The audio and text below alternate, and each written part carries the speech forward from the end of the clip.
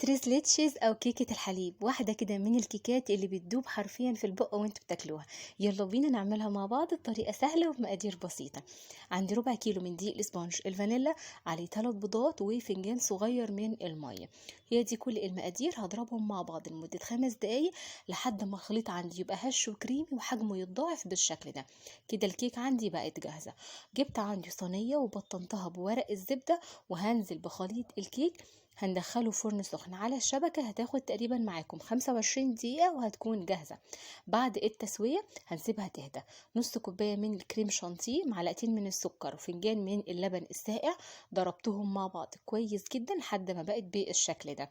الكيك بعد ما خرجت من الفرن شلنا ورق الزبدة وهنسيبها تبرد. كوباية لبن عليها نص كوباية من الحليب المبخر أو الحليب المكثف.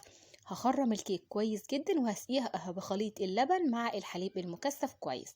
هفرد عليها طبقة الكريم شانتيه، أهم حاجة الكيك تكون بردت تماما. وزعنا طبقة الكريمة، عندي صوص الكراميل على الوش، وده احنا عملناه مع بعض قبل كده، طريقته موجودة على الصفحة.